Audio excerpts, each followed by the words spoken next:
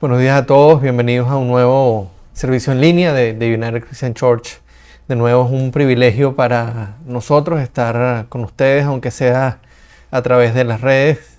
Este fin de semana no estamos teniendo servicio presencial, pero bueno, igual estamos reunidos bajo la guía de Dios, reunidos en un mismo espíritu y bueno, preparándonos para la celebración de la Semana Santa.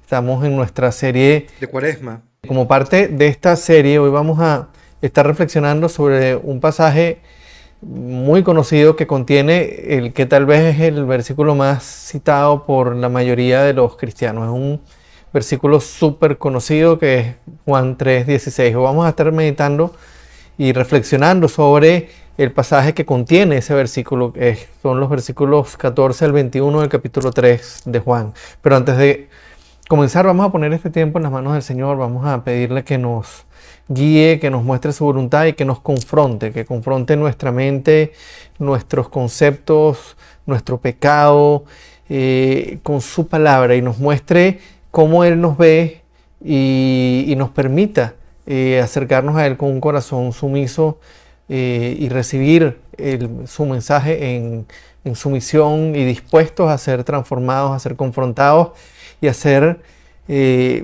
llevados por la mano de su Espíritu Santo a ser conformados a la imagen de Jesús. Vamos a orar. Padre, te damos las gracias, Señor, por el pasaje de hoy, porque de lo que hoy vamos a estar hablando, Señor, es de lo más importante que podemos hablar como seres humanos, Señor, que es de tu plan de salvación, Señor, del Evangelio. Te damos las gracias, Padre, pidiéndote que nos guíes, que nos confrontes, que nos muestres, Señor, a través de tu palabra nuestra naturaleza caída, Señor, que nos ayudes a vernos como tú nos ves y que en la medida que nos ayudas a vernos de esa manera, Señor, también nos ayudes a ver cómo encaja todo lo que estamos celebrando en estos días, cómo encaja la cruz, Señor, en ese plan y cómo el sacrificio de Jesús fue necesario, Señor, para que nosotros hoy podamos estar delante de ti. Te damos las gracias por este tiempo. Te pedimos que seas tú el que nos guíe, seas tú el que nos hable, seas tú el que se dueñe de estos minutos que vamos a estar delante de ti y que nada de lo que aquí se diga, Señor, sea producto de razonamiento humano, Señor, sino que respetemos, Padre, que yo respete particularmente lo que tú quisiste comunicar con este texto tan importante de hoy. Te damos el honor y la gloria y ponemos este tiempo, Señor, delante de ti en nombre de Cristo. Amén. Ok. Vamos a abrir nuestras Biblias en el capítulo 3 de Juan. Vamos a estar leyendo, como les dije, los versículos 14 al 21. Y la palabra de Dios dice así: Como levantó Moisés la serpiente en el desierto, así también tiene que ser levantado el Hijo del Hombre, para que todo el que crea en él tenga vida eterna. Porque tanto amó Dios al mundo, que dio a su Hijo unigénito, para que todo el que cree en Él no se pierda, sino que tenga vida eterna. Dios no envió a su Hijo al mundo para condenar al mundo, sino para salvarlo por medio de Él. El que cree en Él no es condenado, pero el que no cree ya está condenado por no haber creído en el nombre del Hijo unigénito de Dios. Esta es la causa de la condenación, que la luz vino al mundo, pero la humanidad prefirió las tinieblas a la luz, porque sus hechos eran perversos. Pues todo el que hace lo malo aborrece la luz y no se acerca a ella por temor a que sus obras queden al descubierto.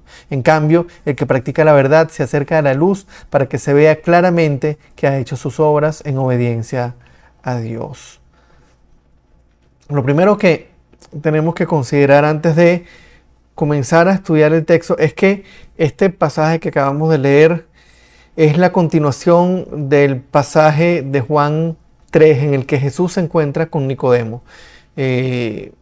si hemos leído el pasaje, sabemos que Nicodemo era un fariseo que se acercó a Jesús de noche con una pregunta importante en su mente. Nicodemo tenía dudas sobre cómo ver el reino de los cielos, cómo podía él ser salvo. Aún siendo judío, aún siendo fariseo, Nicodemo, se acerca a Jesús con una duda importante en la mente. Y en estos primeros tres versículos del capítulo 3, una vez que Nicodemo se acerca a Jesús de noche, Jesús confrontó a este hombre con una realidad tremenda, y es que para que alguien pueda ver el reino de los cielos, el reino de Dios, esa persona debe nacer de nuevo. Y ese nuevo nacimiento no es algo que ocurre en la carne, sino es algo que viene del Espíritu. Y ante esta declaración, Nicodemo se quedó perplejo y no pudo hacer otra cosa que preguntarle a Jesús: ¿y cómo puede hacerse esto? ¿Cómo es posible nacer de nuevo? Y la respuesta de Jesús a esta pregunta de Nicodemo es lo que comenzamos a ver en este pasaje que vamos a estudiar hoy. En los primeros versículos de este pasaje es donde Jesús comienza a contestar, y es allí donde está el primero de tres aspectos esenciales del Evangelio que este pasaje nos presenta, y eso es lo que vamos a ver hoy, tres aspectos esenciales del Evangelio. Y vamos con el primero, que es el plan anunciado con anticipación. Permítanme, vamos a recordar un momento, versículos 14 y 15. Jesús le responde a Nicodemo, utilizando algo que aquel hombre debía conocer a la perfección, siendo un principal entre los fariseos, siendo un hombre importante, siendo un líder religioso de su pueblo. Nicodemo debía ser un conocedor de las Escrituras, tanto que frente a las dudas de Nicodemo y frente a las preguntas específicas de Nicodemo sobre cómo se puede nacer de nuevo, Jesús le contestó de una manera muy tajante. Le dijo: ¿eres tú un maestro de Israel y no sabes estas cosas? Y luego, para contestarle, le hizo referencia a un pasaje muy conocido del Pentateuco, un pasaje que Nicodemo debía conocer a la perfección. Versículos 14 y 15, permítanme leerlos de nuevo. Dicen: como levantó Moisés a la serpiente en el desierto, así también tiene que ser levantado el Hijo del Hombre, para que todo el que crea en él tenga vida eterna. El pasaje al que estaba haciendo referencia a Jesús se encuentra en el libro de Números, en el capítulo 21, versículos 4 al 9, y nos narra cómo los israelitas, luego de ser liberados de la esclavitud en Egipto, comenzaron a hablar contra Dios y contra Moisés cuando estaban allí en el desierto, quejándose por la comida, quejándose por toda la situación, y llegando incluso a preguntarle a Dios que por qué los había sacado de Egipto para hacerlos pasar tanto trabajo, que por qué mejor no los había dejado en Egipto, porque allá tenían carne, porque allá tenían abundancia de una cantidad de cosas, y olvidándose que ya habían sido esclavos. En el medio de una situación tremenda en la que Dios les había estado mostrando su poder, en el que Dios había abierto el Mar Rojo, había lanzado todas las plagas contra Egipto, había estado alimentándolos con maná caído del cielo, les había llevado codornices en varias oportunidades. Esta gente se quejaba continuamente, y Dios, frente a esta situación, frente a las quejas del pueblo, envió serpientes venenosas a que los mordieran, y muchos de ellos comenzaron a morir. Frente al castigo de Dios, el pueblo se acercó a Moisés reconociendo su pecado y le pidió que rogara a Dios que se llevara las serpientes. Pero en lugar de llevarse las serpientes, Dios le dijo a Moisés que hiciera una serpiente de bronce y la colocara en lo alto, en la punta de un asta, y clavara el asta en el campamento, de manera que todos los que, habiendo sido mordidos, miraran a la serpiente y creyeran en lo que Dios había dicho, fuesen sanados. Dicho de manera sencilla, era la fe en la promesa de Dios, era la fe en lo que Dios había dicho, lo que iba a salvarlos de una muerte segura por el veneno de la serpiente. No era un poder mágico en la serpiente de bronce, sino la fe en lo que Dios había dicho. Fíjense que cuando Jesús le habla a Nicodemo y le dice como levantó Moisés la serpiente en el desierto, así también tiene que ser levantado el Hijo del Hombre para que todo el que crea en él tenga vida eterna. Lo que Jesús estaba haciendo era una referencia a lo que iba a ser su sacrificio en la cruz. Hermanos, Dios le había estado mostrando a los israelitas a través de su propia historia y a través de las Escrituras que el perdón de los pecados se obtenía a través de la fe. Y de muchas maneras les fue revelando que el plan de salvación se iba a consumar en la cruz, se iba a consumar con el sacrificio del Mesías.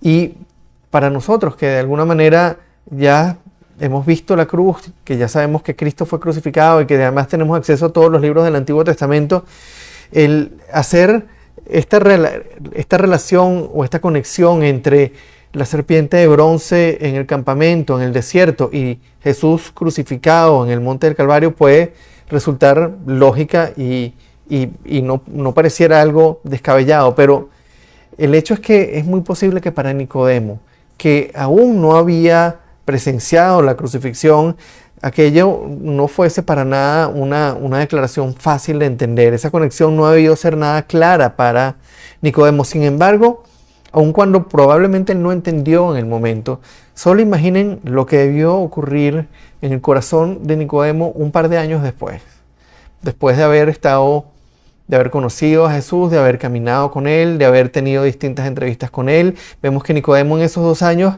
sigue como entre dos aguas, siguiendo al Mesías, pero no declarándose abiertamente discípulo de él. Sin embargo, imagínense lo que debió ocurrir en su corazón cuando un par de años después, más o menos un par de años después, cuando estaba ahí parado en el monte del Calvario siendo testigo de la crucifixión y vio a Jesús levantado en aquel trozo de madera, clavado en la cruz. Imaginen cómo debieron resonar en la mente de Nicodemo aquellas palabras que dijo Jesús cuando habló con él de noche.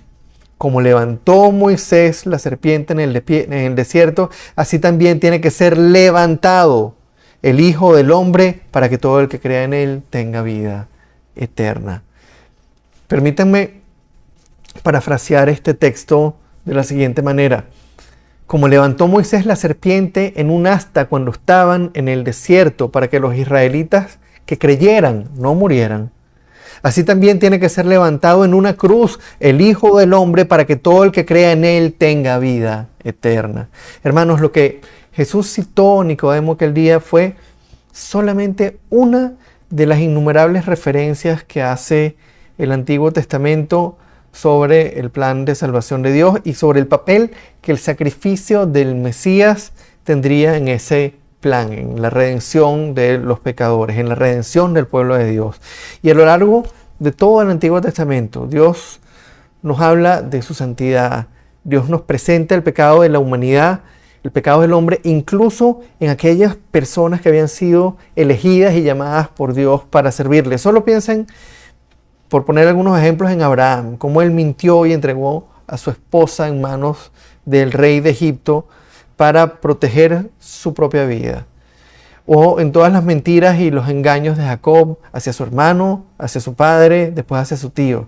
O en cómo David adulteró y luego mató a Urías para casarse con Betsabé, o en cómo el rey Salomón llegó incluso a ofrecer sacrificios a otros dioses después de que se involucró con muchísimas mujeres extranjeras. Hermanos, estamos hablando de hombres llamados por Dios para ser parte de su plan y para fundar el pueblo del cual nacería el Mesías. Todos estos hombres que acabamos de mencionar fueron claves en la línea mesiánica, en la línea del cual nacería el Mesías. De manera muy cruda, hermanos, las Escrituras nos van enseñando que el pecado es un monstruo terrible, es un monstruo invencible que no puede ser derrotado por el hombre. Y capítulo a capítulo, libro a libro, todo va apuntando a que la única solución posible frente a este monstruo no está en las manos de los hombres, sino en las manos de Dios mismo. Para Nicodemo fue crucial entender lo que Dios había revelado sobre el pecado y sobre su plan de redención a través de las Escrituras para comprender y valorar el verdadero significado de la cruz. Aquellas palabras de Cristo aquel día, aunado a todo el resto de la revelación que Nicodemo conocía a través del Antiguo Testamento, fue fundamental, una clara comprensión de aquello. Cuando Nicodemo fue confrontado de frente con la cruz, fue vital para que Nicodemo entendiera el verdadero significado del sacrificio, el porqué de la cruz. Amados, tenemos que recordar que lo que ocurrió aquel día en el Calvario, cuando Jesús fue crucificado, no fue un plan orquestado por los judíos, no fue un plan consumado por los romanos. La salvación estaba planeada de antemano, desde el principio, y el sacrificio del Mesías en la cruz fue la consumación de ese plan. Estaba programada, estaba planificada. La cruz ya estaba planificada por el Padre. Y pensando en esto, vamos a ver el segundo aspecto crucial del Evangelio que nos presenta este pasaje. Ya vimos que el primer aspecto es un plan preparado de antemano, y el segundo aspecto es una salvación basada en el amor, el sacrificio y la fe. Vamos a leer los versículos 16 al 18. El texto dice así: porque tanto amó Dios al mundo, que dio a su Hijo unigénito para que todo el que cree en Él no se pierda, sino que tenga vida eterna. Dios no envió a su Hijo al mundo para condenar al mundo, sino para salvarlo por medio de Él. El que cree en Él no es condenado, pero el que no cree ya está condenado por no haber creído en el nombre del Hijo unigénito de Dios. Lo primero que encontramos en esta segunda porción del pasaje, particularmente en el versículo 16, es la esencia misma del Evangelio. En unas pocas palabras, Juan definió la motivación, la acción, la condición y el resultado del plan de Dios. Vamos a enfocarnos en estas cuatro cosas por un momento, en la motivación del plan de Dios, que fue su amor, el amor de Dios. El texto empieza diciendo: tanto amó Dios al mundo. Y no estamos hablando de cariño, no estamos hablando de simpatía, estamos hablando de amor sacrificial, de un amor tan grande que no puede pasar por alto la maldad, pero que a la vez está dispuesto a sacrificar y entregar lo más valioso por el bien de aquellos que son amados. En segundo lugar, la acción, el sacrificio del Hijo, el sacrificio de Jesús. Tanto amó Dios al mundo que dio a su Hijo unigénito. Aún siendo por naturaleza Dios, siendo la segunda persona de la Trinidad, Jesús fue enviado por el Padre a esta tierra, a este mundo, en semejanza de los hombres, en estado de pobreza, sujeto a toda clase de sufrimiento, sujeto a toda clase de privaciones. Jesús fue enviado por el Padre a este mundo como uno más, como un hombre, para que viviera una vida sin pecado y se ofreciera a sí mismo en la cruz para recibir un castigo que no le correspondía a Él. Él tomó nuestro lugar y recibió por nosotros la ira del Padre por nuestros pecados. Él, en lugar de permitir que la ira de Dios cayera sobre nosotros, Él tomó nuestro lugar. Él fue quien recibió el pecado, nos imputó a nosotros su justicia y tomó para sí nuestro pecado. En tercer lugar, la condición, que es la fe. Tanto amó Dios al mundo que dio a su Hijo unigénito para que todo el que cree en Él. Y a lo largo de todo este pasaje leemos varias veces esa palabra, creer. Todo el que cree. El texto no dice de ninguna manera que el plan redentor de Dios incluya a todos los seres humanos. Solo están incluidos aquellos que creen en Jesús y en la obra redentora que Él hizo en la cruz. El plan de salvación está circunscrito a los que creen. En cuarto lugar, el resultado de ese plan, que es la salvación. Tanto amó Dios al mundo que dio a su Hijo unigénito para que todo el que cree en Él no se pierda, sino que tenga vida eterna. El Evangelio, hermanos, no promete darnos una mejor vida en este mundo. No promete darnos salud o prosperidad. El Evangelio habla de salvación, de pasar de muerte a vida, de estar separados de Dios a tener vida eterna en su presencia, de estar condenados a ser salvados. Ahora, todo esto hay que entenderlo en función de lo que el texto dice en los versículos 17 y 18. Muchas veces paramos la lectura en el versículo 16, pero no prestamos atención a lo que viene después. Y fíjense que en estos versículos 17 y 18, Dios nos dice que Él no envió a su Hijo a condenar, sino a salvar lo que ya estaba condenado. En pocas palabras, los que creen son salvados, escapan de la condenación, pero los que no creen continúan condenados por no haber creído en el nombre del Hijo unigénito de Dios. ¿Se dan cuenta de la profundidad y la importancia de la obra de Cristo? La única manera en que el hombre puede escapar de la condenación eterna es creyendo en Jesús y en su sacrificio en la cruz. Creyendo en el Mesías y en lo que Él vino a hacer, creyendo en quién es Él y en qué fue lo que hizo cuando se entregó por nosotros en esa cruz. Ahora, frente a esto, uno pudiera preguntarse, ¿y cuál es la causa de la condenación? ¿Por qué Dios no podía sencillamente pasar por alto el pecado y perdonar a todos? ¿Por qué tenía que enviar a su Hijo para hacer eso? Y es allí donde entra el tercer aspecto del Evangelio que este pasaje nos presenta. Y es que esa condenación está causada por la maldad del hombre. Por la maldad del hombre frente a un Dios santo y justo. Permítanme leer los versículos 19 al 21. Esta es la causa de la condenación, que la luz vino al mundo, pero la humanidad prefirió las tinieblas a la luz porque sus hechos eran perversos. Pues todo el que hace lo malo aborrece la luz y no se acerca a ella por temor a que sus obras queden al descubierto. En cambio, el que practica la verdad se acerca a la luz para que se vea claramente que ha hecho sus obras en obediencia a Dios. Fíjense nuevamente lo que dice el versículo 19. Esta es la causa de la condenación, que la luz vino al mundo, pero la humanidad prefirió las tinieblas a la luz porque sus hechos eran perversos. Amados, desde el inicio de la humanidad, cuando aún estaban en el jardín del Edén, el hombre prefirió las tinieblas a la luz. Dios, que es la luz, estaba con Adán y Eva en el huerto.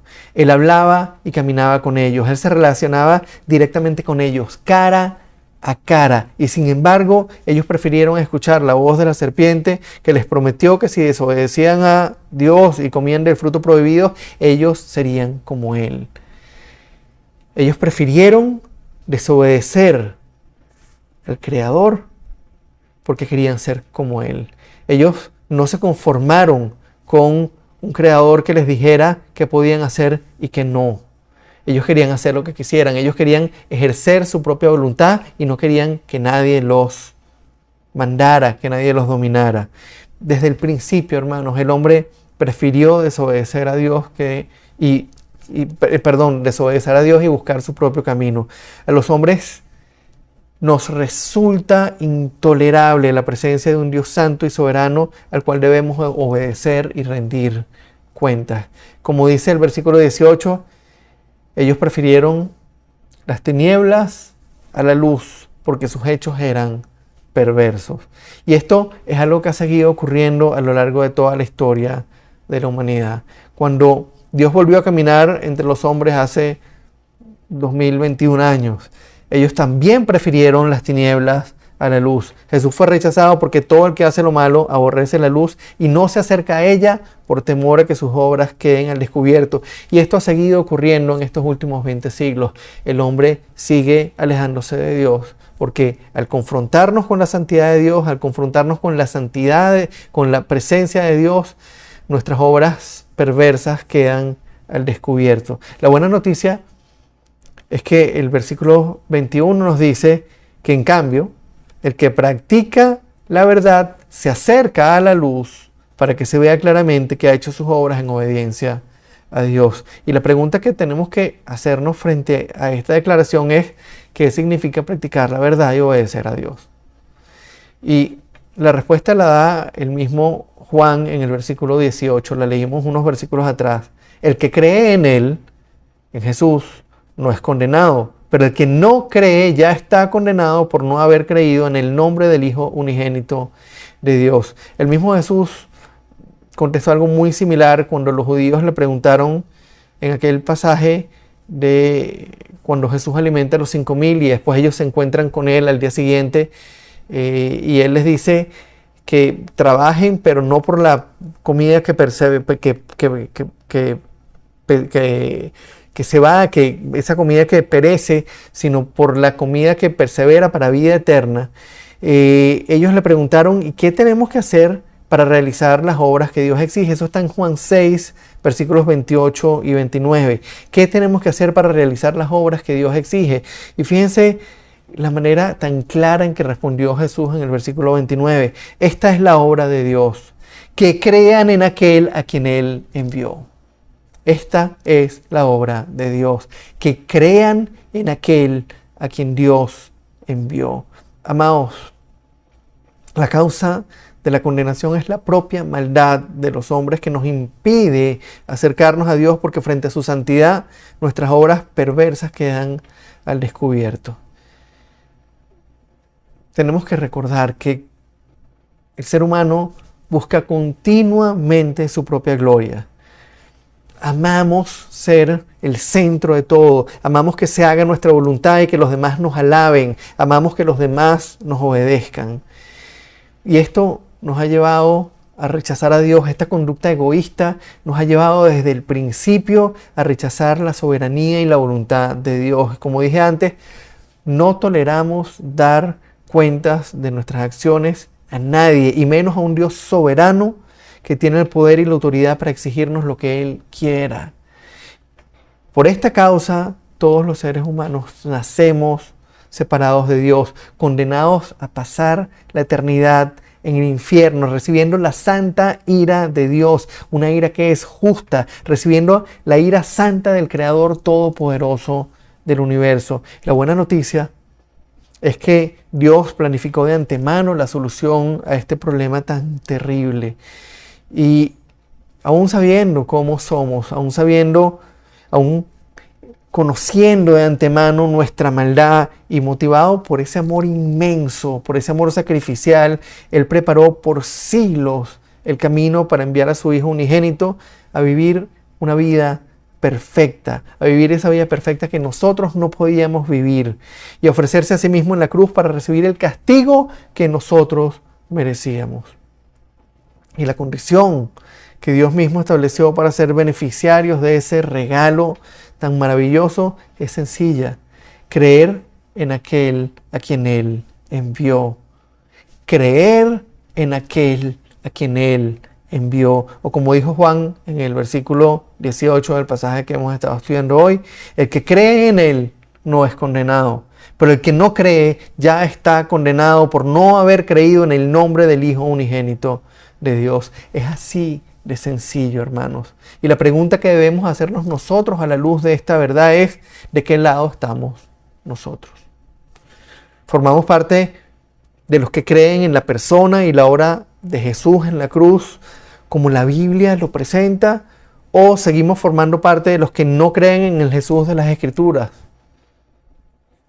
En aquellos que, por ende, al no creer, siguen estando condenados.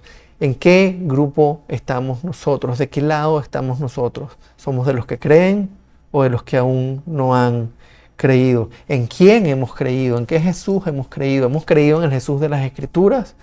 ¿En el Jesús que vino a salvar, a entregar su vida, aunque no lo merecíamos, que se ofreció a sí mismo en la cruz? ¿O creemos en un Jesús fabricado por nosotros mismos? ¿O sencillamente no creemos en ningún Mesías? ¿En quién creemos? ¿Creemos en el Jesús de las Escrituras? ¿Creemos en lo que Él hizo en la cruz? ¿O seguimos formando parte de ese grupo de personas que no creen y que por ende aún continúan condenadas? Hermanos, ahora que nos preparamos para celebrar la Semana Santa, justamente esa semana del año en que recordamos el sacrificio de nuestro Señor Jesucristo, los invito a meditar profundamente en este texto de Juan 3. Recuerden que de la respuesta que demos a estas preguntas que nos acabamos de hacer dependerá en dónde pasemos la eternidad. Vamos a orar.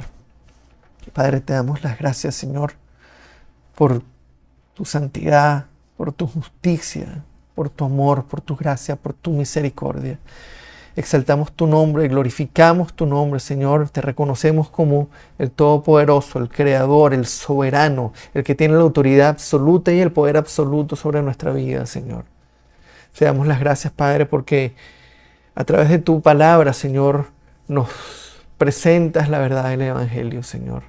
Nos recuerdas quiénes somos, nos recuerdas lo incapaces que somos de estar bien contigo por cuenta propia, Señor. Nos recuerdas que frente a tu santidad, Señor, nosotros estamos irremediablemente condenados, pero que frente a nuestra condenación, Señor, y frente a nuestra incapacidad, tú planificaste, Señor, enviar a tu Hijo como un hombre a vivir una vida perfecta, a vivir una vida sin pecado y ofrecerse por nosotros para recibir el castigo que nosotros merecíamos, Señor. Recibiendo en nuestro lugar la ira justa, tu ira santa, esa ira que nosotros debíamos recibir y que nos colocaba sin Cristo en una posición de eterna condenación. Padre, te damos las gracias, Señor.